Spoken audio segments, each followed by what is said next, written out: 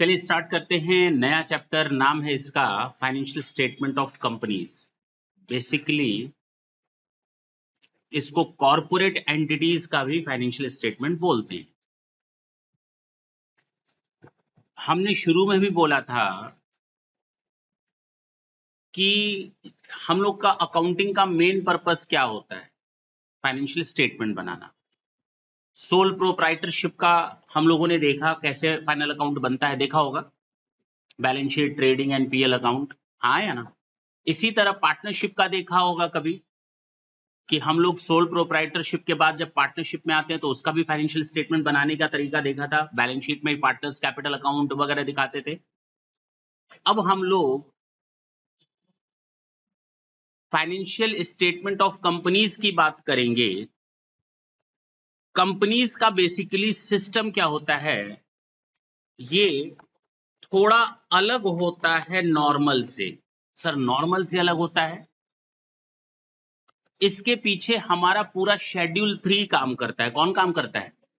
यानी हमको अगर फाइनेंशियल स्टेटमेंट ऑफ कंपनीज पढ़ने हैं तो इन 3 चीजों का ध्यान देना है। कितनी चीजों का? इन 3 चीजों का ध्यान देना है। पहला सेक्शन 128, दूसरा सेक्शन 129 और थर्ड है आपका शेड्यूल 3। ये 3 चीजें कंप्लीट होने के बाद you will be capable to prepare the financial statement. आप फाइनेंशियल स्टेटमेंट प्रिपेयर कर पाएंगे। क्लियर है? कौन कौन सी चीजें? Section 128, section 129 and section schedule 3। Schedule 3 में 2 चीजें तुम लोग सीखोगे, पार्ट 1 एंड पार्ट 2। शेड्यूल 3 में 2 चीजें आएंगी, पार्ट 1 एंड पार्ट 2। ये शेड्यूल 3 में 2 चीजें आएंगी, पार्ट 1 एंड पार्ट 2। पार्ट 1 आपका होगा बैलेंस शीट का फॉर्मेट दिया हुआ है और पार्ट 2 में पीएल अकाउंट का फॉर्मेट दिया हुआ है। Means statement of profit and loss का जो फॉर्मेट दिया है, we have to stick to prepare the financial statement of company in the same way the balance sheet. हमको इस फॉर्मेट के अलावा इधर उधर नहीं जाना। तो सर क्या जितनी भी कंपनीज होती हैं सबके ऊपर हमारा ये फॉर्मेट एप्लीकेबल होता है? जितनी भी कंपनीज होती हैं क्या सबके ऊपर हमारा ये फाइनेंशियल स्टेटमेंट एप्लीकेबल होता है? कहा गया ना, कहा गया ना। अगर इंश्योरेंस कंपनी है, बैंकिंग कंपनी है, कौन सी? इंश्योरेंस कंपनी है, बैंकिंग कंपनी है, या इलेक्ट्रिसिटी जनरेशन वाली कंपनी है जिसको हम स्पेशल कंपनीज भी बोलते हैं। Banking company, insurance company, electricity company और कोई ऐसी कंपनी जिसको कहा गया हो किसी लॉ के द्वारा कि you are needed to prepare the format of the financial statement in this way, उनके लिए छोड़ करके बाकी सबके लिए हाँ ये हमारा पार्ट 1 शेड्यूल 3 का और पार्ट 2 शेड्यूल 3 का लगेगा। मेरी बात समझ में आई? मैंने कहा हम लोग को फाइनेंशियल स्टेटमेंट ऑफ अगर कंपनीज पढ़ने हैं, फिर से हम लोग वहीं पर आ गए। कहाँ पे? सर पीएल स्टेटमेंट बनाना है, सर बैलेंस शीट बनानी है। बनाएंगे तो वही जो आज तक बना रहे थे, लेकिन बिल्कुल डिफरेंट फॉर्मेट में बनाएंगे, हाँ या ना। वो फॉर्मेट अभी देखेंगे, आज तो नहीं देखेंगे। आज हम लोग पहले पूरी कहानियां पढ़ लेंगे कि क्या होता है basically financial statement of companies है क्या, और कहा गया किसके ऊपर एप्लीकेबल होगा ये शेड्यूल 3। शेड्यूल 3 के 2 पार्ट मैंने दिखाए, part 1 part 2। Part 1 balance sheet से रिलेटेड है और पार्ट 2 पीएल स्टेटमेंट से रिलेटेड है। सर क्या ये हम लोग को स्टेटमेंट दिमाग में बिल्कुल सेट करना है, उसी वे में बनाना है? हाँ उसी वे में बनाना है, आप उससे इधर उधर नहीं हो सकते, पहली चीज। दूसरी चीज एप्लीकेबल होता है जितनी भी कंपनीज होती हैं उनके ऊपर एप्लीकेबल होता है। हाँ इंश्योरेंस कंपनी, बैंकिंग कंपनी, जिसको हम डबल अकाउंट सिस्टम बोलते हैं, डबल एंट्री सिस्टम नहीं, इसको हम लोग डबल अकाउंट सिस्टम भी बोलते हैं। This is not a double entry. Double entry के ही बेस पर होता है लेकिन इसके नाम ही अलग हो गए। जैसे अकाउंट करेंट और करंट अकाउंट में कंफ्यूजन होता है ना, है कि नहीं? इसी तरह तुम लोग को डबल एंट्री और डबल अकाउंट में कंफ्यूजन होता है। तो डबल अकाउंट सिस्टम है जो कि डबल एंट्री पर ही बेस्ड है, टेंशन ना लेना। लेकिन इलेक्ट्रिसिटी कंपनी है, बैंकिंग कंपनी है, इंश्योरेंस कंपनी है और कोई ऐसी कंपनी जिसको, ऐसी स्पेसिफिक ऑर्गेनाइजेशन जिसको गवर्नमेंट ने कहा हो आपके ऊपर ये लॉ लगेगा या किसी लॉ के अंतर्गत आपको ये फॉर्मेट में फाइनेंशियल स्टेटमेंट प्रिपेयर करना है, उनको अगर छोड़ दें 4 को तो बाकी सबके ऊपर यही शेड्यूल 3 का पार्ट 1 और पार्ट 2 लगेगा। चलिए पक्का? जितनी भी, अब हम कंपनियों की बात करेंगे फाइनेंशियल स्टेटमेंट की, इलेक्ट्रिसिटी छोड़ देंगे, बैंकिंग छोड़ देंगे, इंश्योरेंस छोड़ देंगे, इलेक्ट्रिसिटी कंपनी, बैंकिंग कंपनी और इंश्योरेंस कंपनी छोड़ देंगे और स्पेसिफिक कंपनियां छोड़ देंगे। उनके अलावा ये लगता है डिवीजन 1 टाइप बांटी गई हैं कंपनियां, डिवीजन 2 और डिवीजन 3। 3 डिवीजन टाइप की कंपनियां हैं। डिवीजन वो कंपनी जिनको केवल अकाउंटिंग स्टैंडर्ड को फॉलो करना है। क्या फॉलो करना है? हाँ, क्या फॉलो करना है? अकाउंटिंग स्टैंडर्ड को फॉलो करना है, वो भी नोटिफाइड। ठीक है, मालूम है नोटिफाइड अकाउंटिंग स्टैंडर्ड ही प्रिवेल करते हैं। ऐसी कंपनियां जिनके ऊपर अकाउंटिंग स्टैंडर्ड लगता है उनको कहा जाता है डिवीजन 1। क्या कहा जाता है? डिवीजन 2 इंड एएस जिनके ऊपर लगता है। क्या लगता है? Ind AS, not as. ये एएस था और नीचे इंड एएस है। डिवीजन 2 में वो कंपनियां हैं जिनके ऊपर इंड एएस लगता है। डिवीजन 1 में वो कंपनियां हैं जिनके ऊपर एएस लगता है। कुछ समझ में आ रहा है? और डिवीजन 3 वो कंपनियां हैं जिनको हम शॉर्ट में एनबीएफसी बोलते हैं, non banking financial companies that are required to apply Ind AS. तो हम लोग के लिए फिलहाल ये नहीं है। अभी हम लोग के लिए फिलहाल ये 2 ए है। कौन कौन सी? याद तीनों रख लेना। 3 तरह के डिवीजन में कंपनियां बांटी गई हैं जिनके ऊपर ये फाइनेंशियल स्टेटमेंट एप्लीकेबल होता है। शेड्यूल 3 का पार्ट 1 और पार्ट 2। एक वो डिवीजन, फर्स्ट डिवीजन में वो कंपनी आती है जिनको केवल अकाउंटिंग स्टैंडर्ड को फॉलो करना है। डिवीजन 2 में वो कंपनी आती है जिनको इंड एएस फॉलो करना है। डिवीजन 3 में एनबीएफसी जिनके ऊपर इंड एएस एप्लीकेबल होते हैं। अब तो क्लियर है? कुछ समझ में आया? अच्छा, कैसे मेंटेन करना है ये हमें सेक्शन 28 में दिया है। कैसे मेंटेन करना है ये हमें सेक्शन 128 में दिया है, जो हमें मजबूर करता है इन सारे फॉर्मेट्स को फॉलो करने के लिए। कहां दिया है? As per section 128 of the Companies Act, every company should prepare and keep at its registered office books of account and other relevant books of financial statement on accrual basis and according to double entry system of accounting for every financial year, giving a true and fair view of the state of the affairs। अभी इतना खत्म नहीं हुआ, अभी 2 line नीचे और है, चिंता न करना। लेकिन हाँ, इसमें से कई चीजें निकल करके आई। सेक्शन 128 से कई चीजें निकल करके आई, कई कीवर्ड्स निकल करके आए। पहला, इसने कहा है आपको अपने books of account compulsorily maintain करने ही करने हैं। क्या मेंटेन करने हैं?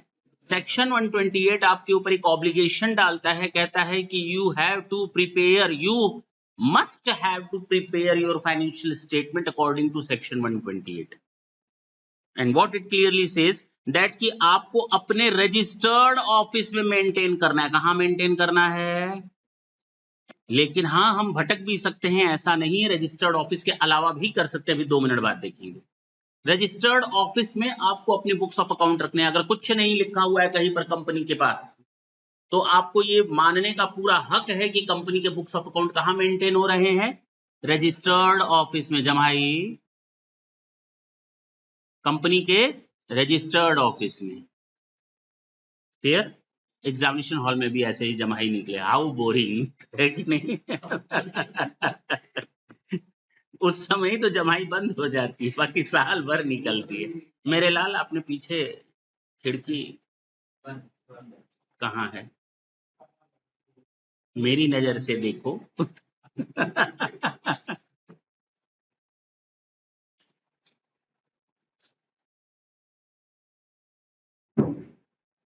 रजिस्टर्ड ऑफिस में बुक्स ऑफ अकाउंट मेंटेन करनी है। क्या मेंटेन करने हैं? Books of account. हाँ या ना? और फाइनेंशियल स्टेटमेंट भी वहीं रखने हैं। देखो इधर कहाँ रखने हैं?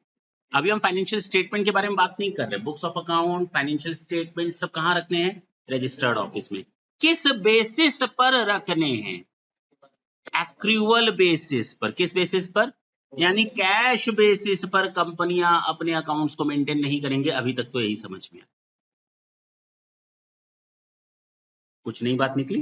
अच्छा, डबल एंट्री सिस्टम को फॉलो करना है, नहीं भी लिखते तो हम इसी को फॉलो करते हैं, है कि नहीं? Double entry system, debit credit फंडे को यूज करना है, फाइनेंशियल ईयर में ही रखना है। ईयर आप अपने मन का नहीं बना सकते। 1 अप्रैल से स्टार्ट होगा, 31 मार्च पर एंड होगा, वो होना ही होना है। और ऐसे बनाना है जैसे कि वो ट्रू एंड फेयर व्यू दे सके आपके कंपनी की पोजीशन का। तो एक तो रजिस्टर्ड ऑफिस में मेंटेन करना है, डबल एंट्री सिस्टम को फॉलो करते हुए एक्रूअल बेसिस को यूज करना है। बात खत्म। चलिए आगे। अब इसी चीज को थोड़ा सा और डिटेल में पढ़ते हैं। Including that of its branch office, ये पढ़ा दिया, ऊपर वाली जो लाइनें थी वही थी जो ऊपर पढ़ाया, ठीक है ना। Including that of its branch office, branch office के भी बुक्स ऑफ अकाउंट वैसे ही मेंटेन करने हैं। If any and explain the transaction affected at the registered office and it's branches. हो गया। कुल मिलाकर क्या समझ में आया सेक्शन 128 में? कि हर कंपनी को अपने बुक्स ऑफ अकाउंट, डॉक्यूमेंट और फाइनेंशियल स्टेटमेंट रजिस्टर्ड ऑफिस में मेंटेन करने होंगे, एक्रूअल सिस्टम को फॉलो करते हुए है अकाउंटिंग और डबल एंट्री सिस्टम, जिसमें उसकी ब्रांचेस के भी अकाउंट्स इसी तरह से मेंटेन। अच्छा, बात करते हैं।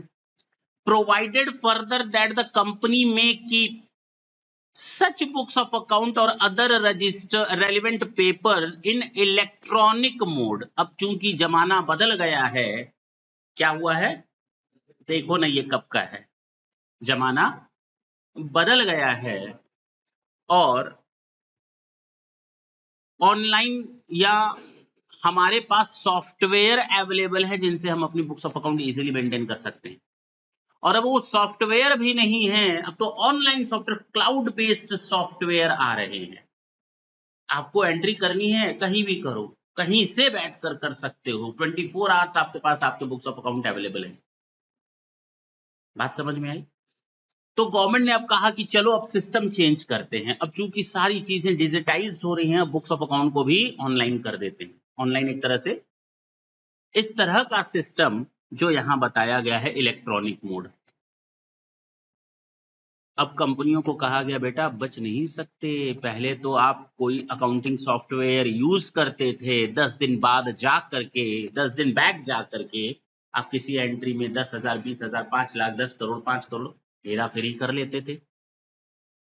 अब आपको इस तरह के सॉफ्टवेयर में अकाउंटिंग करनी है। किस तरह के सॉफ्टवेयर में अकाउंटिंग करनी है?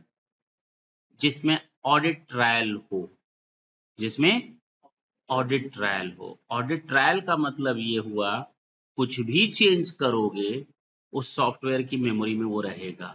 आप जब देखना चाहेंगे कि इस किस एंट्री में कब कब चेंजेस किए गए, सामने दिख जाएगा कि पहले ये एंट्री ओरिजिनल ये थी, बाद में ये हो गई, बाद में ये कर दिया गया। कौन सी एंट्री नई उन ट्रांजैक्शन के बीच में नहीं डाल दी गई है बिना डेट के, बैक डेट में जाकर वो सब ऑडिट ट्रायल में आ जाएगा। फायदा समझ में आया? लेकिन उन लोगों को घाटा बहुत होगा जो इस नंबर का काम करते थे। ठीक है ना। The books of account and other, अब क्या उसके बारे में बोल रहा है, ये provided further that the company may keep such books of account or other relevant paper in electronic mode in such manner as may be prescribe. तो यही तो प्रेस्क्राइब किया गया है, ये रूल हम बता दे रहे हैं क्या बोला गया है। The books of account and other relevant books of account maintain in electronic, provided that the for the financial year commencing on or after 1st April 23 every company which uses, पहले ये यहाँ पर वर्ड था 1st April 22, फिर postpone कर दिया गया 1st April 23। every company which uses accounting software for maintaining its books of account shall use only such accounting software, केवल इसी तरह का सॉफ्टवेयर यूज कर सकते हैं। अब आप ले भी नहीं सकते दूसरा सॉफ्टवेयर, आप ये भी नहीं कह सकते हमें तो पता नहीं था, ये तो हमें नॉलेज ही नहीं है टेक्नोलॉजी की, अकाउंटेंट ने दिलवा दिया। नहीं भैया, अब आप वही अकाउंटिंग सॉफ्टवेयर यूज कर सकते हैं जिसमें ये फीचर हो, किसकी? Recording of the audit trail of each and every transaction, creating an edit log of each changes made in the books of account along with the date when such changes were made and ensuring that the audit trail cannot be disabled, और उसको आप disable नहीं कर सकते। Toggle उसका हमेशा on रहेगा। ठीक है ना। टॉगल नहीं मालूम? अरे जो आप ऑफ ऑन का बटन होता है ना, क्लिक करते हो तो ऑन हो जाता है, हरा दिखता है, क्लिक करते हो तो बैक हो जाता है, तो उसको टॉगल को कहते हैं और क्लिक करते हैं। समझे मेरी बात? यहाँ तक कोई दिक्कत नहीं है। The books of account and other relevant books and paper referred above shall be retained. कितने साल तक हमको books of account maintain करके रखना है? बना दिया, अब कितने साल तक हम उसको रखें? कब कौन पूछ ले आपकी बुक्स ऑफ अकाउंट में क्या हुआ था, कैसे हुआ था, कब हुआ था? उसके लिए डिपार्टमेंट पूछ सकता है। Completely in the format in which they were originally generate, उसी फॉर्मेट में रखना है जिसमें वो ओरिजिनली बनाए गए थे। आप उनके फॉर्मेट को चेंज, सेंट और रिसीव्ड, चाहे भेजे गए हों चाहे रिसीव्ड किए गए हों, और in a format which shall present accurately the information generated, send or received and the information content in the shall remain completed and unaltered. यानी जो भी आपने बुक्स ऑफ अकाउंट बनाए हैं उनको आपको मेंटेन करना है उसी ओरिजिनली फॉर्मेट में, चाहे वो भेजे गए हों चाहे रिसीव गए हैं। भेजे गए और रिसीव करने का मतलब क्या होता है? मैं ब्रांच ऑफिस हूं, मैंने अपनी हेड ऑफिस को भेजा, हेड ऑफिस से ब्रांच को भेजा गया, तो कभी रिसीव करेंगे, कभी और किसी के साथ भी अगर ट्रांजेक्शन कर रहे हैं तो वो उसी फॉर्मेट में ही रहेंगे जिस फॉर्मेट में उसको सेंट और रिसीव्ड किया गया था। उसके अमाउंट वगैरह में कोई चेंजेस आप, अच्छा, the information received from branch office shall not be altered and shall be kept in a manner where it shall be depict with what was originally received from the branches। ठीक है, the backup रखना पड़ेगा and other books and paper. कभी आप ये ना कहें कि अरे शॉर्ट सर्किट लग गया, हमारा सर्वर उड़ गया या हार्ड डिस्क उड़ गई, है कि नहीं? तो भैया आपको उसका प्रॉपर बैकअप रखना पड़ेगा, उसका अरेंजमेंट भी आप ही के करना पड़ेगा। अगर आप अपने इस सेक्शन के इस पॉइंट को नहीं मान रहे, किस पॉइंट को नहीं मान रहे? अगर आप अपनी books of account registered office पे नहीं बना रहे हैं, बनाना तो पड़ेगा, लेकिन अगर आप नहीं बना रहे, कोई और प्लेस है अदर देन रजिस्टर्ड ऑफिस, तो ऐसे किसी भी डिसीजन के 7 दिन के अंदर अंदर इसकी इंफॉर्मेशन आपको देनी पड़ेगी आरओसी के पास। किसके पास? वहीं पर तो आपका इनकॉर्पोरेशन होता है, तो ये डिटेल भी आप वहीं बता दो कि हमारी बुक्स ऑफ अकाउंट कहाँ मेंटेन की जाएंगी, कितने दिनों के अंदर। अब ये दिमाग में आ रहा है सर हम लोग अकाउंट पढ़ रहे हैं या थ्योरी पढ़ रहे हैं, है ना? दिमाग में आ रहा होगा थोड़ा बहुत कि ये एग्जाम में आता है या नहीं आता। पहली चीज तो लॉ है, और बिना अगर इसको पढ़े हम डायरेक्ट अगर फॉर्मेट बनाना शुरू कर दें तो कहीं ना कहीं तुम लोग गलतियां करोगे, और जानते हो गलतियां कैसे होंगी। इसका इंपॉर्टेंस तुम लोग को ये क्वेश्चन देखकर समझ में आएंगे एग्जाम में आने वाले 1 2 3 4 5 6, इसका समझ में आएगा कि 4-4 नंबर के क्वेश्चन कैसे पूछे जा किसमें। अब खुश? अब तो दिमाग से वो भूत उतर गया ना। हाँ, in case of branch office, branch office के बारे में अगर बात करें, where a company has a branch office in India और आउटसाइड इंडिया, वही बताने जा रहे हैं जो मैंने ऊपर बताया ब्रांच ऑफिस के बारे में। It should be deemed to have complied with the provision of this act if proper books of account relating to the transaction affected are kept at the office and summarized written physically are sent by the branch to the company। अब branch ने books of account maintain किए, उसको भी अपने books of account share करने पड़ते हैं head office के पास, ताकि वो हेड ऑफिस उसको कंपाइल कर सके, और ब्रांच जो बनाएगा बुक्स ऑफ अकाउंट वो इस लॉ को कंप्लाई करेगा। कंपाइल्ड करना और कंप्लाइड करना में अंतर है ना। कंपाइल करना यानी कि ऐड करना, और कंप्लाइड करना मतलब लॉ को फॉलो करना, ठीक है ना। तो ब्रांच ऑफिस जब अपनी बुक्स ऑफ अकाउंट को बनाएगा तो इन सेक्शंस को, इन प्रोविजंस को फॉलो करेगा और हेड ऑफिस के पास भेजेगा पीरियोडिकली, और हेड ऑफिस उसको अपने में कंपाइल करेगा। ठीक, पक्की बात है। Summarized return physically are sent by the branch to the head office at its registered office or such other place as the board of directors decided within 7 days।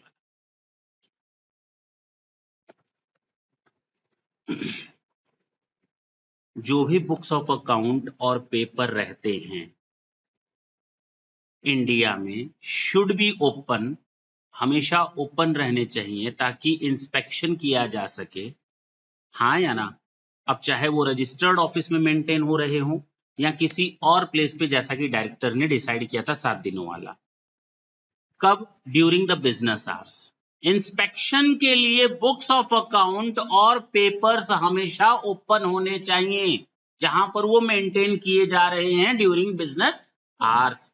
And in the case of the financial information, किसके case में? Financial information अगर कोई outside India के बाहर बनाया जा रहा है, जैसे कि ब्रांच ऑफिस वगैरह हैं, तो उनको भी मेंटेन और प्रोड्यूस किया जाना चाहिए, जैसा कि बोला गया हो। फिलहाल केवल इतना याद रखना है कि हमको अपने बुक्स ऑफ अकाउंट और डॉक्यूमेंट को इंस्पेक्शन के लिए ओपन रखना पड़ेगा। किस समय? During business hours. बस ना, चल सकते हैं आगे।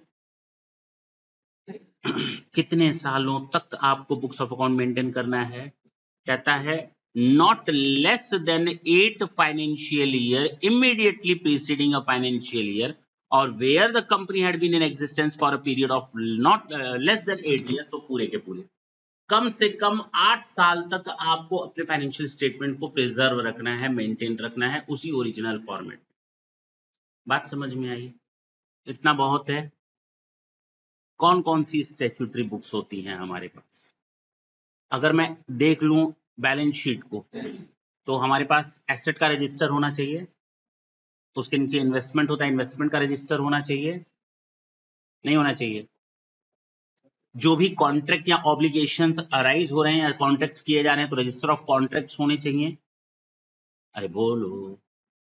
लोन के रजिस्टर होने चाहिए, जो भी हमने लोन्स लिए हैं या इन्वेस्टमेंट किए हैं या करवाए हैं पोटेंशियल, वो। मेंबर्स के रजिस्टर होने चाहिए, शेयर होल्डर्स के रजिस्टर होने चाहिए, डायरेक्टर्स के रजिस्टर होने चाहिए। कौन कौन से रजिस्टर मैंने बोले?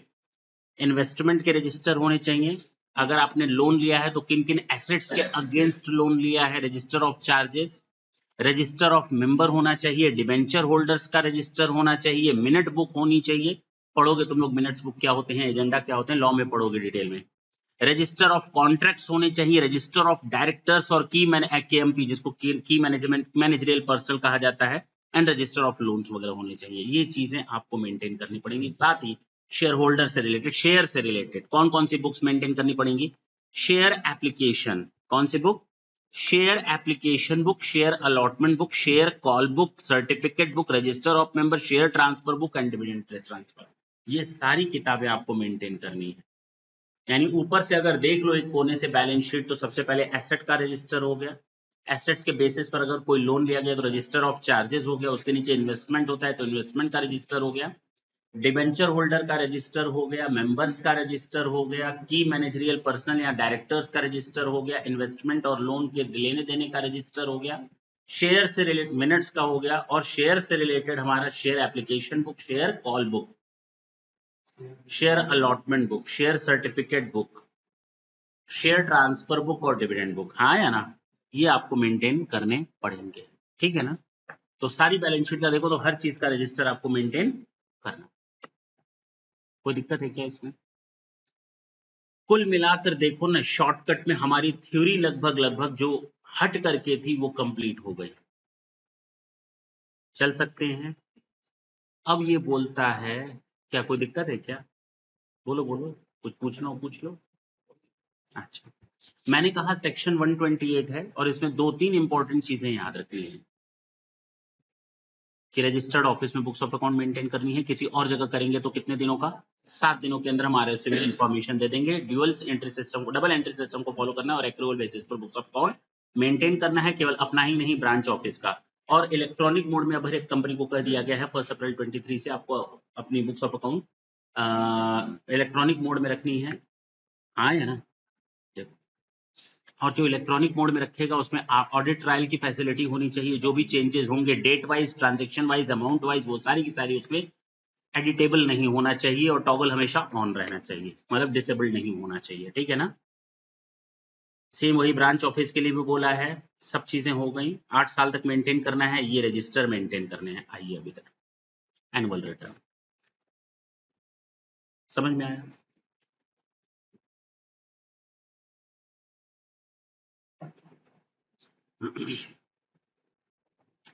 यहां पर जो एक रोल प्ले होता है वो CS का होता है, कंपनी सेक्रेटरी का सबसे इंपॉर्टेंट रोल प्ले होता है।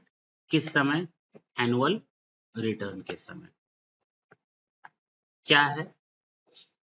Every company should prepare an annual return in the form prescribed by the Companies Act 2013, signed by a director as well as by the CS. और अगर company ने अपने under में कोई सीएस एम्प्लॉय नहीं किया हुआ है तो जो कंपनी सेक्रेटरी इन प्रैक्टिस है उसकी साइन होनी चाहिए। तो डायरेक्टर की साइन और उस कंपनी में काम करने वाले सीएस की साइन। अगर उस कंपनी में कोई सीएस नहीं है, एम्प्लॉयड नहीं है, तो डायरेक्टर की साइन और सीएस इन प्रैक्टिस जो होगा उसकी साइन। अब समझ में आई बात? अगर 1 पर्सन कंपनी है या स्मॉल कंपनी है,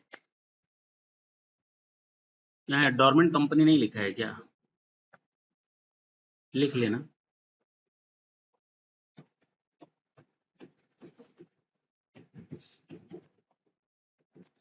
अगर 1 पर्सन कंपनी है या स्मॉल कंपनी है या कोई डोरमेंट कंपनी जो अब इनऑपरेटिव कंपनी है, चल नहीं रही है, यानी उसके फंक्शंस या उसके जो प्रोसीजर है वो बंद है, कोई कामकाज, तो उस केस में कहा गया पर 1 पर्सन ओपीसी जिसको बोलते हो, 1 पर्सन कंपनी है या स्मॉल कंपनी है या फिर कोई डोरमेंट कंपनी है तो उनको रिटर्न साइन करवाना पड़ेगा। ऐसा नहीं रिटर्न नहीं, एनुअल रिटर्न तो देना ही पड़ेगा जो आरओसी में जमा होगा, साइंड बाय द सीएस। अगर उस कंपनी में कोई सीएस नहीं है तो by the director of the company.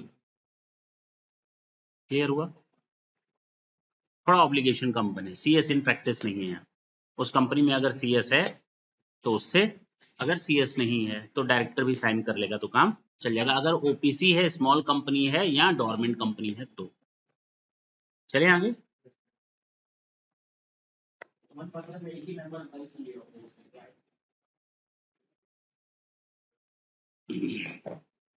असल में होता क्या था, पहले का हिसाब किताब क्या था, तुम लोग को उतना डिटेल में तो नहीं बता सकते, लेकिन इतना समझ लो कि गवर्नमेंट ने काफी स्टेप्स उठाए हैं इन गलतियों को सुधारने के लिए। गलतियों को सुधारने के लिए होता क्या था, पहले कोई जाता था सीए साहब के यहाँ, सीए साहब हमको ये काम करना है। प्रोप्राइटरशिप है नहीं, प्रोप्राइटरशिप नहीं, हम लोग पार्टनरशिप। तो सीए, अरे पार्टनरशिप, इतना रिस्की काम करोगे तुम लोग? अनलिमिटेड लायबिलिटी है, एक पार्टनर कुछ गलत करेगा पूरी फर्म को भुगतना पड़ेगा, और पार्टनरशिप जल्दी चलती कहाँ है? तो एक काम करो, कंपनी बनवा लो, और हाथी तो पाल ले आदमी, लेकिन हर साल जो उसको खिलाना पड़ेगा वो। तो कंपनी बनाना तो आसान था, लेकिन उसको मेंटेन करना बहुत मुश्किल था। तो इस तरह से डिपंक्ट कंपनीज या डोरमेंट कंपनीज की संख्या बहुत बढ़ती चली गई। तो गवर्नमेंट ने कहा ठीक है, आप लोग कंपनी जिस बेसिस पर बनाते हैं ना, वही बेनिफिट अब हम आपको ओपीसी के नाम पर दे दे रहे हैं, एलएलपी के नाम पर दे दे रहे हैं। नहीं समझे? तो आप ओपीसी में चले जाओ, एलएलपी बना लो, क्यों आप नॉर्मल कंपनीज बनाओगे? ठीक है ना? तो इस तरह से उन चीजों को दिया गया ताकि लोग अगर पार्टनरशिप में नहीं, अब देखो ना, ये भी बात की जा रही है कि जो नॉर्मल पार्टनरशिप है, पार्टनरशिप एक्ट 1932, उसको हम एबॉलिश करेंगे। कोई जरूरत ही नहीं है ना, एलएलपी आ गया, कंपनीज आ गई, तो उस पार्टनरशिप में जाएगा कौन, हमको ये बता दो। कौन जाना चाहेगा? अनलिमिटेड लायबिलिटी वाले पार्टनरशिप में कौन जाना चाहेगा, हमको बता दो। अब अनलिमिटेड लायबिलिटी में कौन जाना चाहेगा? बात समझ में आई? और ये एनुअल रिटर्न कैसे फाइल करनी है देख लेना, ये मेरा मैटर नहीं है अकाउंट्स का, तुम लोग देख लेना, ठीक है? 60 दिनों के अंदर जमा करना, पढ़ा दे रहे हैं, नहीं तो कहोगे सर छोड़ो। Annual return should be filed with the ROC within 60 days from the day on which the annual general meeting is held. जिस दिन एनुअल जनरल मीटिंग कंपनी में की गई है उसके 60 दिनों के अंदर अंदर वो annual return with complete financial statement आपका आरओसी में चला जाना चाहिए, सारी रिपोर्ट्स के साथ, जिसमें डायरेक्टर और सीएस का साइन था। कितने दिनों के अंदर? 60 दिनों के अंदर। और अगर ऐसी एजीएम हेल्ड ही ना की गई हो तो क्या करेंगे? तो कहा गया जिस दिन एजीएम की लास्ट डेट होनी चाहिए थी अकॉर्डिंग टू लॉ, उस डेट से 60 दिनों के अंदर अंदर आपको अपने एनुअल रिटर्न सबमिट कर देने। अब क्लियर है? हो गई तो जो एक्चुअल डेट है उसके 60 दिन के अंदर, नहीं हुई तो जो उसकी लास्ट डेट थी एजीएम हेल्ड करने की, जो लास्ट ड्यूरेशन लॉ ने बताई है, उस लास्ट डेट के बाद 60 दिनों के अंदर आपको सबमिट करते। अरे अब तो ठीक है ना? आते हैं अपने मैटर पे, ठीक है? अब शुरू हुआ हम लोग का फाइनल। फाइनेंशियल स्टेटमेंट में क्या क्या बनते हैं जरा ये देख लो। अब तक तुम लोग को मालूम था, मैंने बार बार आज तक तुम लोग को बताया, केवल बैलेंस शीट बनता है, स्टेटमेंट ऑफ पीएल बनता है, कैश फ्लो बनता है, और बार बार मैं बोलता था नोट्स टू अकाउंट्स भी बनते हैं। तो ये चीजें तो मैं बार बार बताता, लेकिन एक और स्टेटमेंट इसमें बनता है जो कि जरूरत नहीं महसूस होती थी बताने की। क्या करके बताते? Statement of changes in equity, statement of changes in, if applicable, अगर इक्विटी में कोई चेंजेस हुए हैं पिछले साल के मुकाबले तो आपको ये मेंटेन करके रखना पड़ेगा, अगर हो सके, मतलब इफ एप्लीकेबल हुआ तो। ठीक, कितनी चीजें रखनी पड़ेंगी? Balance sheet, statement of PL, cash flow, notes to accounts and explanatory notes, last statement of changes in equity. ये 5 चीजें मिलाकर हमारे फाइनेंशियल स्टेटमेंट बनते हैं। फिर से बोलो तो।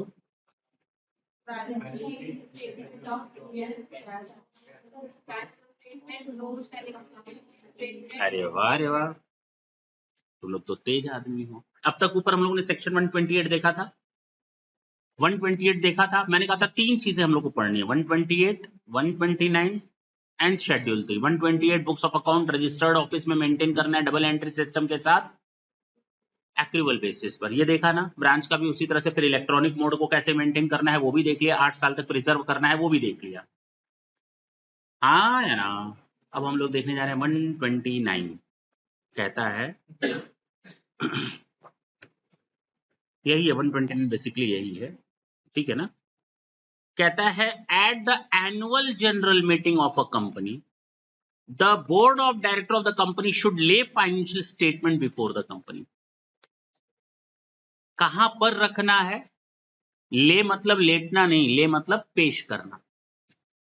यहां पर आपको फाइनेंशियल स्टेटमेंट प्रस्तुत करना होगा अपनी एनुअल जनरल मीटिंग में। ये बोर्ड ऑफ डायरेक्टर्स का एक ऑब्लिगेशन है, उनको करना ही करना है। जब भी एजीएम होगी तो एजीएम बिना फाइनेंशियल स्टेटमेंट के नहीं कंडक्ट कर सकते आप, उस पर आपको शेयर होल्डर्स की अप्रूवल चाहिए होती है। एजीएम क्यों रखी जाती है मालूम है ना? वो भी नहीं मालूम है, नहीं मालूम है, हम इतनी बार बोल दिए ना मालूम। एक होती है जनरल मीटिंग, यानी कि अब जनरल मीटिंग 2 तरह की होती है, ये शेयर होल्डर्स की होती हैं। एक एक्स्ट्राऑर्डिनरी जनरल मीटिंग होती है, एक और एनुअल जनरल मीटिंग होती है। कम से कम साल में तुम लोगों को एक बार तो बता दिया जाए ना कि ये कंपनी क्या है, क्या किया इसने, किस तरह के डिसीजन ले, क्या फाइनेंशियल स्टेटमेंट है, क्या फ्यूचर प्रोस्पेक्ट है, पास्ट में क्या किया, कौन सी नई ऑब्लिगेशन आई, कंपनी के नए कॉन्ट्रैक्ट क्या होंगे, फ्यूचर क्या होगा, बताना चाहिए नहीं चाहिए? अब कंपनी है मुंबई में, उसके शेयर होल्डर हैं कोई कोलकाता में, कोई यूपी में, कोई दिल्ली में, कोई कहीं कोई कहीं, तो साल भर में एक बार सबको इकट्ठा करो, बुलाओ, इनविटेशन दो, आए ना आए दूसरी बात है, शेयर होल्डर तो हजारों और लाखों हैं, जितने आ जाए उनको बुलाओ, इनविटेशन दो और उनको कंपनी के बारे में बताओ, और जब वो आए तो उनको फाइनेंशियल स्टेटमेंट मुंह पे दे मारो, और उसी के साथ साथ उनको ये भी बताओ कि हम कंपनी डिविडेंड इतना डिक्लेयर करने जा रहे। कहाँ होता है वो? एनुअल जनरल मीटिंग में ही होता है। एनुअल जनरल मीटिंग में कुछ बेसिक, इसमें अब नहीं मिलेगा तुम लोग को, नहीं लिखा है, कुछ ऑर्डिनरी एक्टिविटीज होती हैं जो करनी ही करनी है। कौन सी एक्टिविटीज? यानी एनुअल जनरल मीटिंग में बैलेंस शीट तो प्रेजेंट करना ही करना है, शेयर होल्डर्स का अप्रूवल उन फाइनेंशियल स्टेटमेंट पर लेना ही लेना है, डिविडेंड डिक्लेयर करना ही करना है, सीए को हटाना और नए सीए को लगाना, और पुराने डायरेक्टर को हटाना और नए डायरेक्टर को लाना है ही है। अब बात समझ में आई? ये ऑर्डिनरी एक्टिविटीज होती है, लेकिन साल के बीच में अगर हमको कोई जरूरत पड़ गई अचानक किसी शेयर होल्डर्स के परमिशन की, तो क्या साल के अंत तक वेट करें कि एजीएम बुलाएंगे? तब हम जो मीटिंग बुलाते हैं उसको हम लोग एक्स्ट्रा ऑर्डिनरी जनरल मीटिंग बोलते हैं। बात समझ में आई? चलिए आगे। अब वो लोग तुम लोग पढ़ते रहना लॉ में, लेकिन हाँ, एजीएम साल में एक बार बुलाई जाती है, और उसका पर्पस ये होता है कि फाइनेंशियल स्टेटमेंट को लोगों के सामने, लोगों का मतलब शेयर होल्डर्स के सामने रखा जाए। फाइनेंशियल स्टेटमेंट में क्या क्या शामिल है? सेक्शन 2 सबसेक्शन 40 क्लॉज 40 है बेसिकली। बैलेंस शीट है, पीएल है, कैश फ्लो स्टेटमेंट है, statement of changes in equity and note to accounts. इतनी चीजें मेंटेन करनी है, देख लिया ना ऊपर। अगर ओपीसी और स्मॉल कंपनी और डोरमेंट कंपनी की बात की जाए तो कैश फ्लो स्टेटमेंट बनाना है या नहीं है वो कंपनी के ऑप्शन के ऊपर छोड़ दिया गया। OPC, small company and dormant को अगर कैश फ्लो स्टेटमेंट बनाना है या नहीं बनाना है, ये उनको उनकी मर्जी के ऊपर छोड़ दिया गया है। बाकी ये मैंने बता दिया था ना, financial statement true and fair view देना चाहिए, ये भी बता ही दिया है। इंश्योरेंस कंपनी, बैंकिंग कंपनी का बता दिया था। डिवीजन 1, डिवीजन 2, डिवीजन 3 बता दिया। स्टेटमेंट बनाएंगे तो इन चीजों को ध्यान में रखेंगे। थ्योरी कंप्लीट होने वाली है तुम लोग की। अच्छा, भी बहुत है न्यूमेरिकल्स, है ना। चले, points to be kept in mind. Requirement of schedule 3, जब भी आप फाइनेंशियल स्टेटमेंट बनाएंगे शेड्यूल 3 के हिसाब से बनाएंगे। अदर स्टैट्यूटरी रिक्वायरमेंट जो अभी तक मैंने ऊपर बताया उसके हिसाब से। Accounting standard division 1, division 2, division 3 के हिसाब से आपको करना ही पड़ेगा फॉलो। अरे बोलो ना। स्टेटमेंट एंड गाइडेंस नोट जो सीए इंस्टीट्यूट अगर आपको कोई देती है इंस्ट्रक्शन, तो उसी के हिसाब से मेंटेन करना है। तो कोई बड़ी बात नहीं, जितना भी मैंने बोला उसका समअप यही निकल करके आया कि शेड्यूल्स के हिसाब से फाइनेंशियल स्टेटमेंट बनाना है। जो ऊपर स्टैट्यूटरी गाइडलाइंस दी गई है उनके हिसाब से आपको फाइनेंशियल स्टेटमेंट बनाना है। डिवीजन 1, डिवीजन 2, डिवीजन 3 को ध्यान में रखते हुए अकाउंटिंग स्टैंडर्ड्स को और या इंड एएस को फॉलो करना है। और लास्ट मैंने बताया स्टैट्यूटरी गाइडलाइन अगर या कोई आईसीआई की गाइडलाइन हो तो उनको फॉलो करना, बस ना।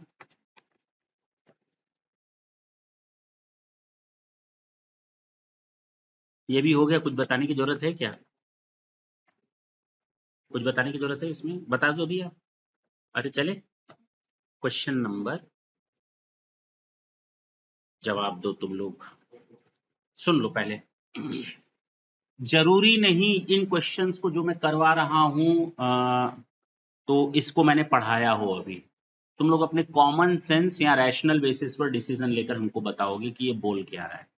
जरूरी नहीं कि मैंने पढ़ाया हो या तुम लोग पढ़े हो, बिल्कुल जरूरी नहीं है। हो सकता है तुम लोग गलत जवाब दो, लेकिन दो दो।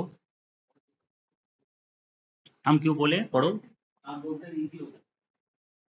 एग्जाम में भी हमारी ऑडियो चलाओगे तो पढ़ लो। मेरा पढ़ने में नहीं लागे दिल लो। हाँ हाँ।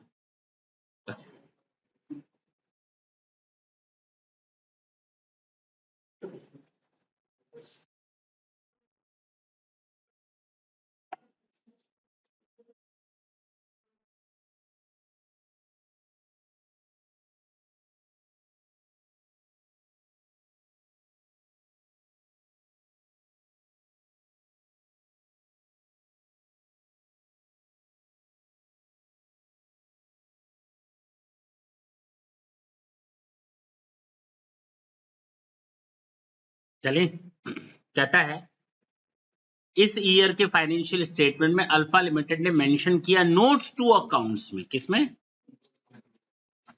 जो सबसे लास्ट में फाइनेंशियल स्टेटमेंट में बनते हैं, दैट ड्यूरिंग द ईयर 24,000 के इक्विटी शेयर 10 रुपए वाले इश्यू किए गए थे बोनस शेयर की तरह।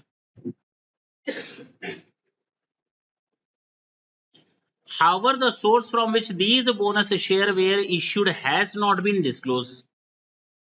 उन 24,000 बोनस शेयर को कहां से इश्यू किया, आपके पास पैसा कहां से आया? क्योंकि बोनस शेयर जब भी इश्यू होते हैं तो वो रिजर्व से इश्यू होते हैं। कहां से इश्यू होते हैं? और रिजर्व हमेशा रियलाइज्ड होना चाहिए, अनरियलाइज नहीं होना चाहिए। अब कहोगे सर ये कौन सी बला है?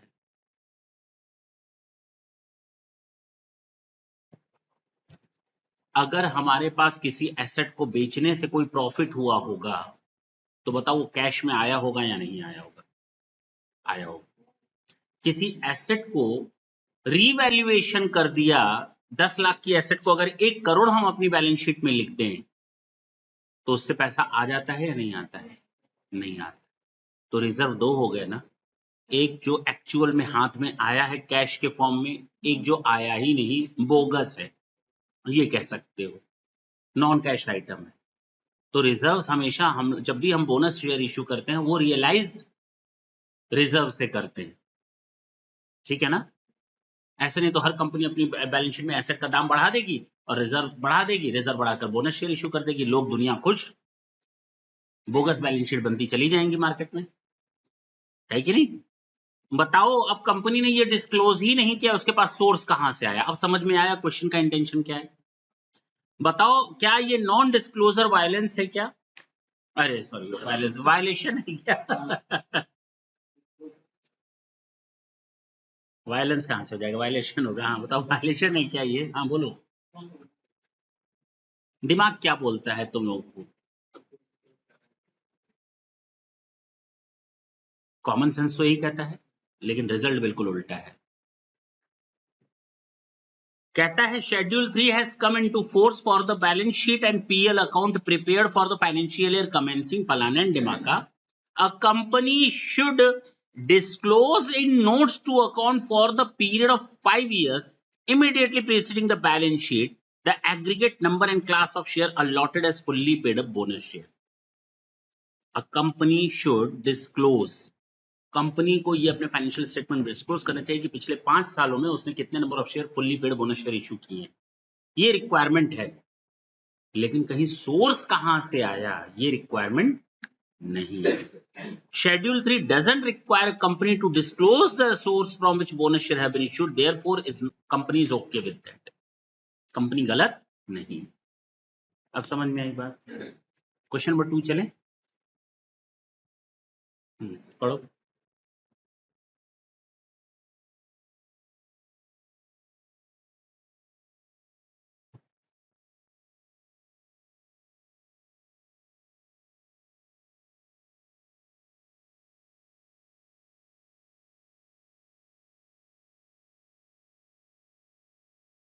नहीं बताओगे?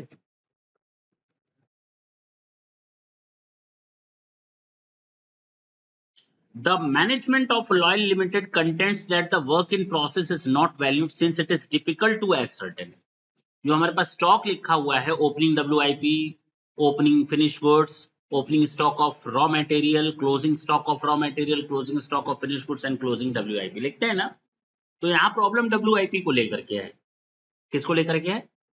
Since it is difficult to ascertain the same in view of the multiple processes involved, और ये चीज मैंने आप लोगों को पढ़ाते समय बताई थी कि बड़ा मुश्किल काम होता है WIP की वैल्यू निकालना।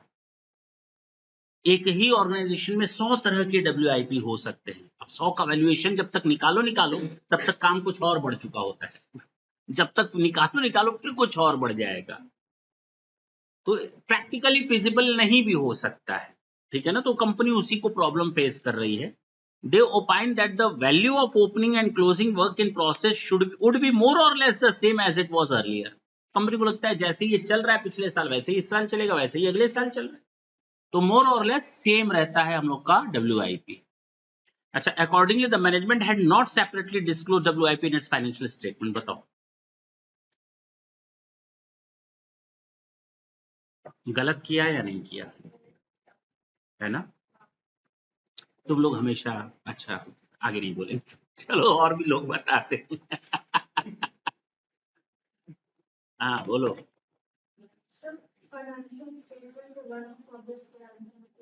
They are not denying to not to show that.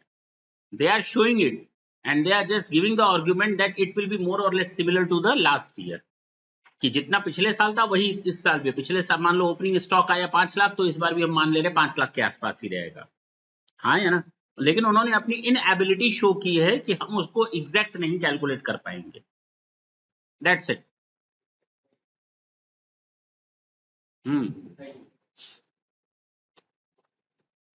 सही किया।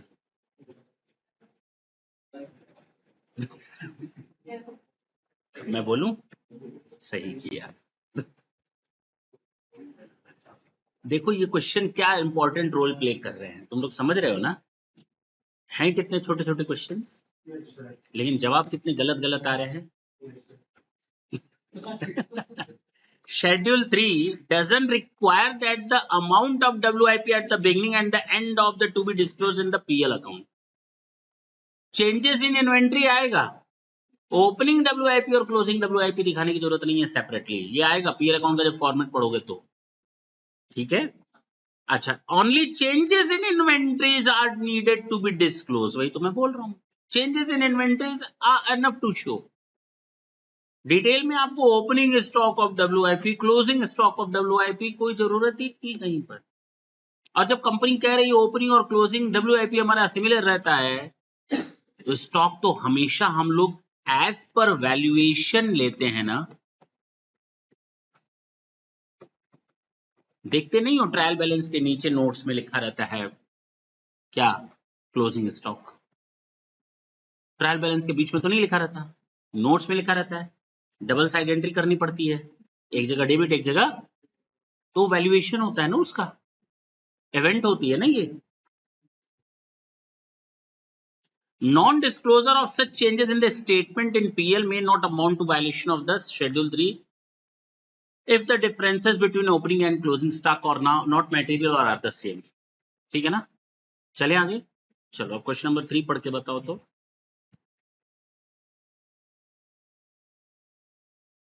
फटूरा है? हाँ,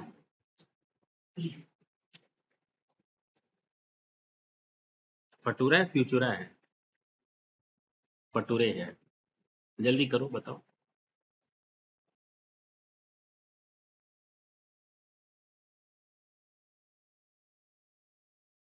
एक नई चीज फिर सीखो।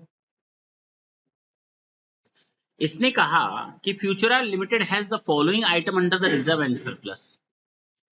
उसने कहा सिक्योरिटी प्रीमियम इतना है, कैपिटल रिजर्व इतना है, जनरल रिजर्व इतना है।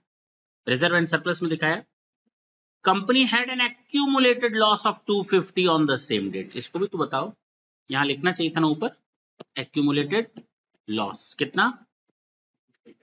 बताओ हमारे पास हम कैसे शो करें। सुनो पहले, ये 230 हो गया, कितना है आ रहा है? इसका मतलब नेट लॉस आया मेरा -20। हम इसको कैसे दिखाएं फाइनेंशियल स्टेटमेंट में?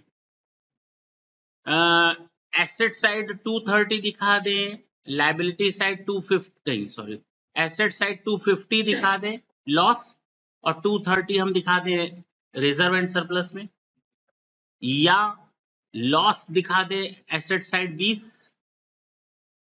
नहीं समझे मेरी बात? हमारी ये बैलेंस शीट होती है, अभी हम इस फॉर्मेट में लेकर चल रहे, फॉर्मेट चेंज करेंगे। यहां दिखाते हो रिजर्व एंड सरप्लस 230 दिखा दो, और यहां लिख दो PL अकाउंट लॉस कितना 250। पहला ऑप्शन ये है आपके पास। दूसरा PL अकाउंट नेट लॉस दिखा दो, नेट ऑफ रिजर्व्स। तीसरा रिजर्व एंड सरप्लस यहां माइनस में दिखा दो माइनस में।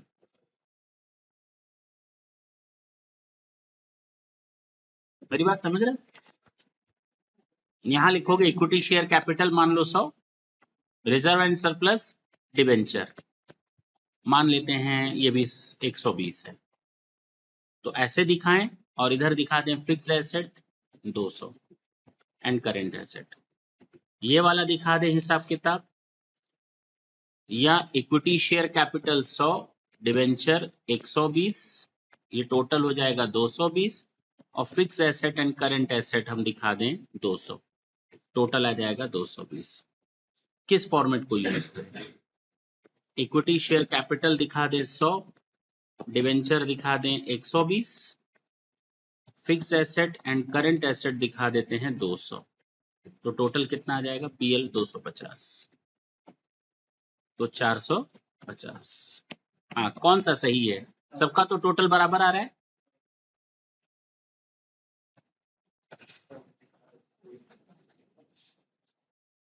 कहाँ जाए? हमें बताओ कोई एक सही होगा, फॉर्मेट है तो कोई एक सही होगा।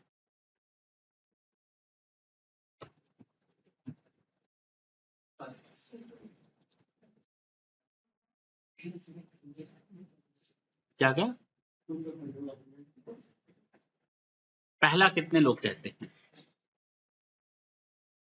चल नहीं है। दो सेकंड कौन कितने लोग कहते हैं?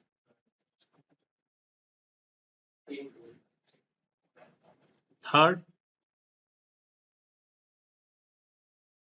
और बाकी नो कमेंट्स। सही यही है, माइनस में फॉर्मेट है, मैंने कहा फॉर्मेट है। अब फॉर्मेट में कोई चीज वहीं पर प्लस आएगी तो प्लस में लिखेंगे, माइनस आएगी तो यस। अब समझ में आई बात, फॉर्मेट आप चेंज नहीं कर सकते, शुरू से ही बोल रहे हम, तो फॉर्मेट में ही रहना पड़ेगा। अभी ये फॉर्मेट सही नहीं है, ठीक है ना, लेकिन हाँ फॉर्मेट है तो माइनस में ही दिखाएंगे, नेट करके दिखाएंगे, कोई दिक्कत नहीं। Therefore, balance of reserve and surplus after adjusting debit balance of PL is negative by 20 lakh, which would be disclosed in the face of the balance sheet. तो कंपनी का ये गलत है कि वो एसेट साइड में 20 दिखाए, अरे 250 इस तरह का दिखाए, ये वाला दिखाना गलत है कंपनी का। ये दिखा रही है कंपनी, गलत दिखा रही है कि 250 इधर और 230 इधर, ये भी नहीं दिखा सकती कंपनी, एसेट साइड में लॉस को नहीं दिखा सकती, उसको नेट करके रिजर्व एंड सरप्लस को ही माइनस में दिखाना पड़ेगा। ठीक, क्वेश्चन नंबर 4 जरा तुम लोग पढ़ो और बताओ।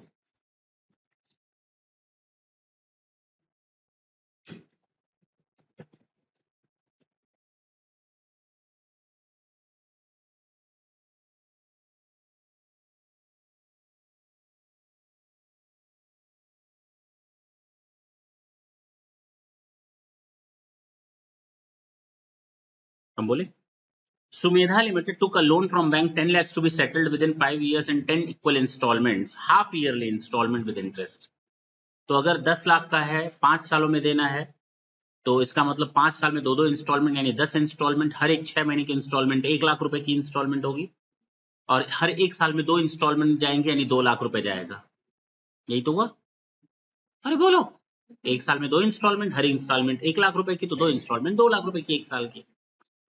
कहता है first instalment is due on 30 सितंबर, अगर पहली इंस्टॉलमेंट 30 सितंबर है तो दूसरी अक्टूबर, नवंबर, दिसंबर, जनवरी, फरवरी, मार्च, यानी एक साल में 2 इंस्टॉलमेंट ड्यू हो चुकी हैं।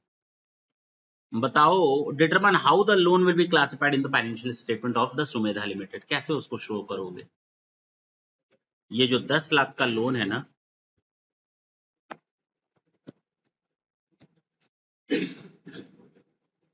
$1 lakh is due to pay,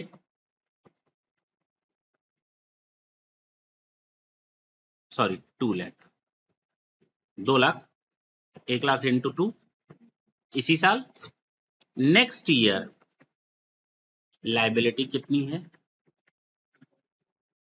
8 lakh. ये करंट लायबिलिटी हो गई जो तुरंत विद इन 12 मंथ्स पे करनी है, और ये लॉन्ग टर्म लायबिलिटी हो गई जो 8 सालों में पे करनी है। आपको इस लोन को 2 पार्ट में तोड़ करके दिखाना है, short term as well as long term. जो अमाउंट ड्यू हो चुका है या इस साल होगा वो हमारी करंट लायबिलिटी है, और बाकी जो अगले सालों में ड्यू होगा वो लॉन्ग टर्म लायबिलिटी। अरे बोलो ना, हवाइयां क्यों उड़ रही हैं भाई, क्या दिक्कत है? Current liability means the liability which is to be paid within 12 months. Yes, short term loans, कोई दिक्कत नहीं, करंट लायबिलिटी है, और जो अगले सालों में पेमेंट करनी है लॉन्ग टर्म में, that is long term liabilities, क्या दिक्कत है? In the given case will be shown under the short term borrowings as current maturities of loan from bank as per the amendment by notification, therefore in the balance sheet 8 lakh को long term borrowings में show करना है और 2 लाख को short term borrowings में show करना है, क्या दिक्कत है? क्या दिक्कत है इसमें? ठीक है ना, तुम लोग पढ़ोगे अभी नीचे, जब लास्ट में पढ़ोगे तो बोरोइंग्स को भी, जैसे इसने कहा सर करंट लायबिलिटी नहीं शॉर्ट टर्म बोरोइंग्स, ठीक है, शॉर्ट टर्म बोरोइंग्स अलग करते हैं, करंट बोरोइंग, करंट लायबिलिटीज अलग करते हैं, बिल्कुल ठीक है, पढ़ोगे उसको। लेकिन ये करंट लायबिलिटी ही है एक तरह से, जो कि हमारी पेबल है, शॉर्ट टर्म बोरोइंग्स। हाँ या ना? चलिए आगे, question number 5।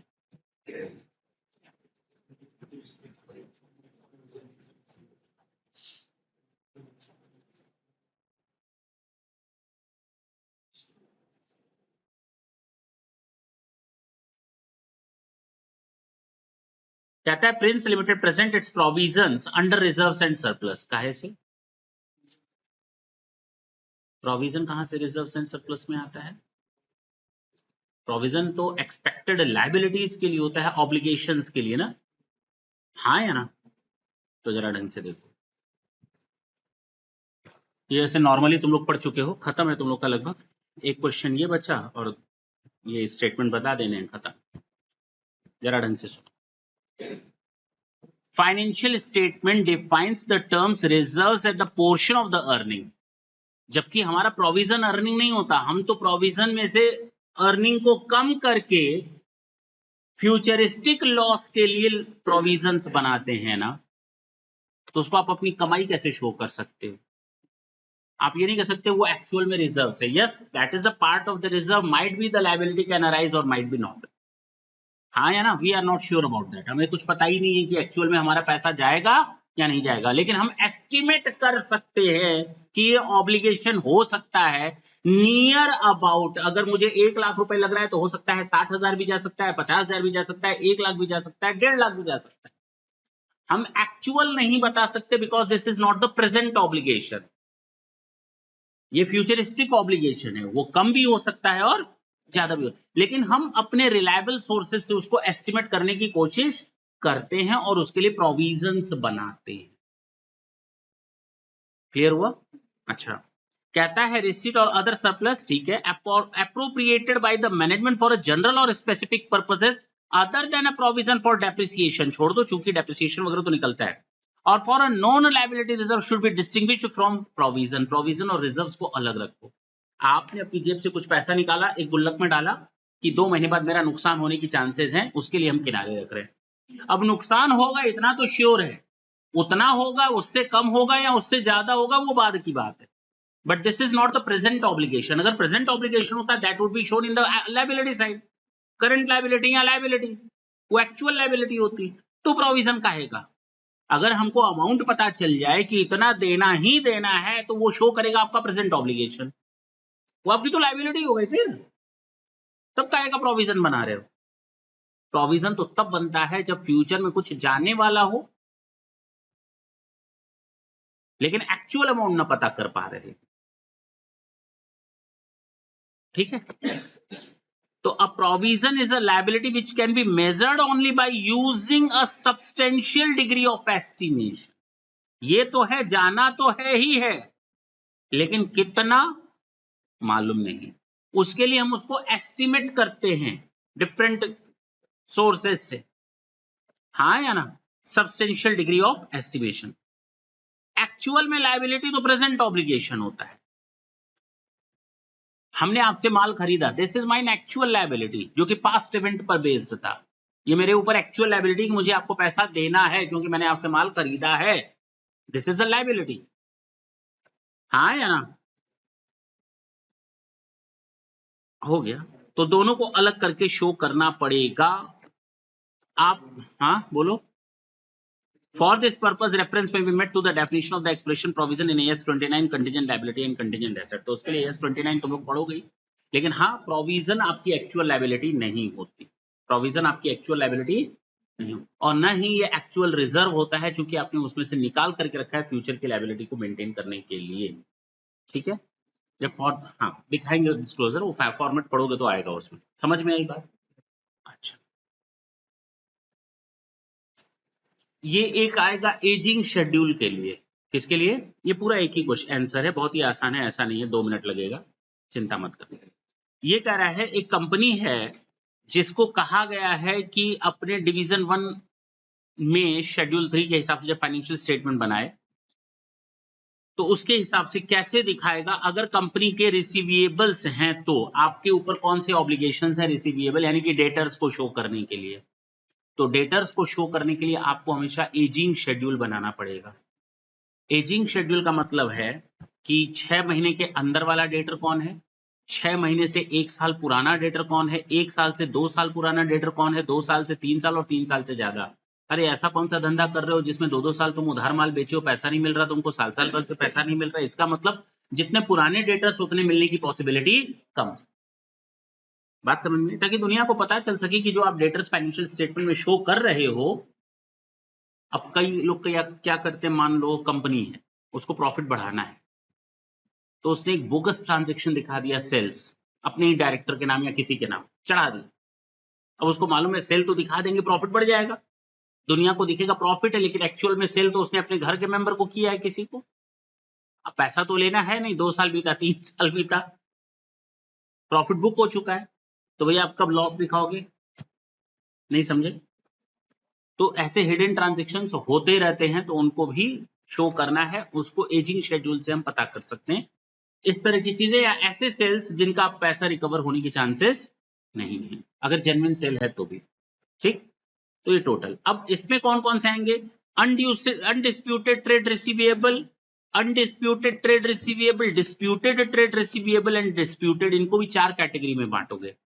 Undisputed trade receivable, जिसमें कोई बवाल नहीं है, बढ़िया है, क्या है? भले ही 6 महीने पुराने हैं लेकिन बढ़िया है, साल भर पुराने हैं लेकिन बढ़िया है, भले 2 साल हो गया लेकिन बढ़िया है कि नहीं? ये अनडिस्प्यूटेड रिसीवेबल्स। अनडिस्प्यूटेड रिसीवेबल्स जिसमें थोड़ा डाउट है, भले ही 6 महीना पुराना है तो क्या हुआ, डाउटफुल है, भले ही 2 साल पुराना हुआ क्या हुआ, डाउटफुल। डिस्प्यूटेड रिसीवेबल, जिनसे बवाल चल रहा है, लेकिन अच्छे आदमी के साथ बवाल चल रहा है, एक बार फाइनल हो गया ना, वो पैसा रोकता नहीं, किसी का दे देता है तुरंत।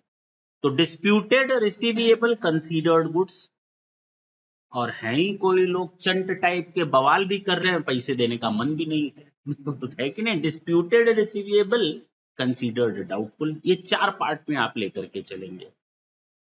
6 महीना, 6 महीने से 12 महीना, 12 से 2 साल, 2 साल से 3 साल, 3 साल से ज्यादा।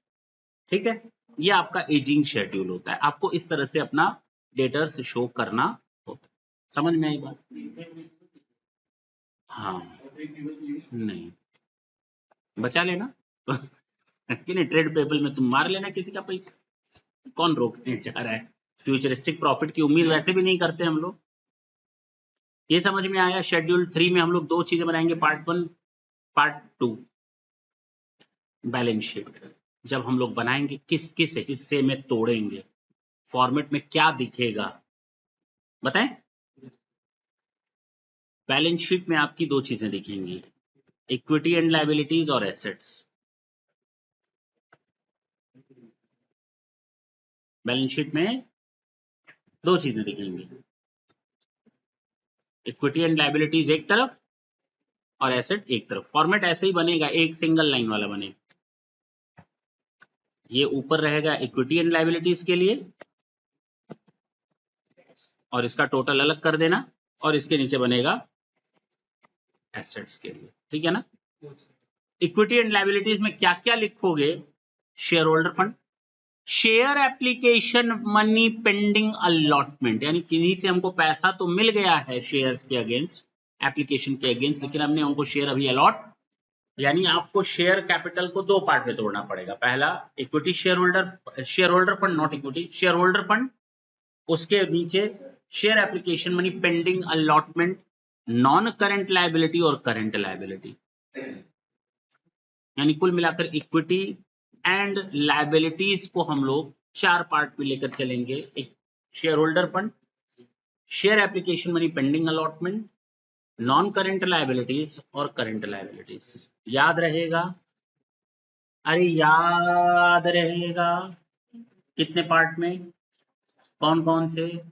उधर मत देखो, इधर देखो। हाँ हाँ बोलो। सब कुछ भुला दिया, इतनी जल्दी?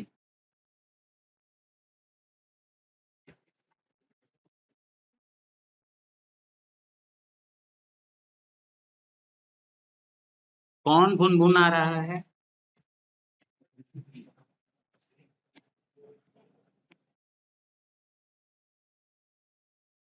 ये आपकी रहेगी फाइनेंशियल स्टेटमेंट यानी बैलेंस शीट। यहाँ आप लिखेंगे इक्विटी एंड लायबिलिटीज, और यहाँ पर लिखेंगे आप एसेट्स। ठीक, इधर का टोटल अलग, इधर का टोटल अलग, और दोनों तरफ का टोटल बरोबर बरोबर आना चाहिए। हाँ, क्या लिखोगे? शेयर होल्डर्स फंड, अभी इसको भी तोड़ना सीखेंगे, वो नेक्स्ट सेशन में सीखेंगे, फॉर्मेट नेक्स्ट सेशन में सीखेंगे, अभी हम ऐसे ही बता रहे हैं क्योंकि तुम लोग को डाउट ना हो। Share application money pending allotment,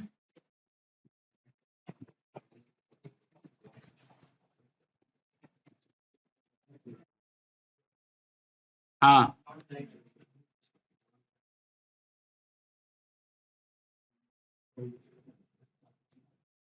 और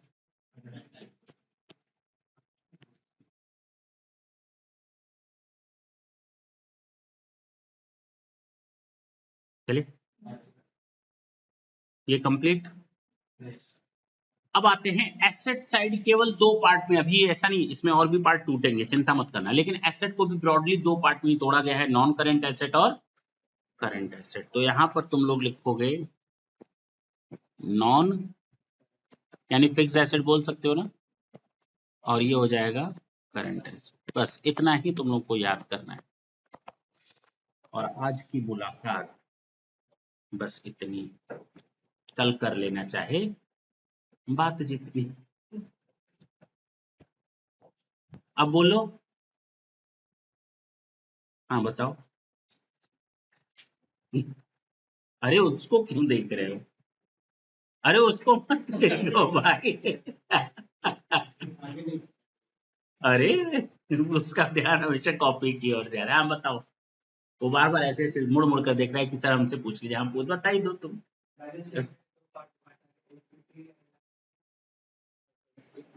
दूसरा एसेट्स, अच्छा हाँ हाँ मैं सही बोल रहा हूँ, बोल।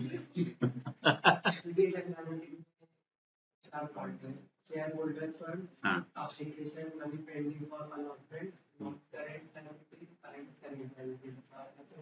एसेट्स में कौन कौन से आएंगे, उल्टा बोल दिए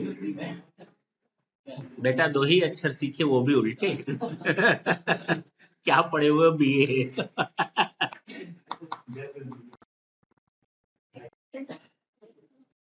तैयार करके आओगे पक्का ना। अब देखो एसेट्स में कैसे तोड़ोगे, नॉन करेंट एसेट में इतने पार्ट में, करेंट एसेट में इतने पार्ट, और इक्विटी एंड लायबिलिटीज को ऐसे तोड़ोगे। बात समझो आराम से, कोई हड़बड़ी नहीं है, जितना आज का डोज था दैट वाज ओके, लेकिन हाँ इसके बाद ही हम लोग फॉर्मेट पर आएंगे, उसके बाद ही हम क्वेश्चन सॉल्व कर पाएंगे। अभी तो इसमें डिविडेंड बाकी है, मैनेजरियल रिमनरेशन बाकी है, ठीक है ना, मजे आएंगे खूब इस चैप्टर में। हम्म,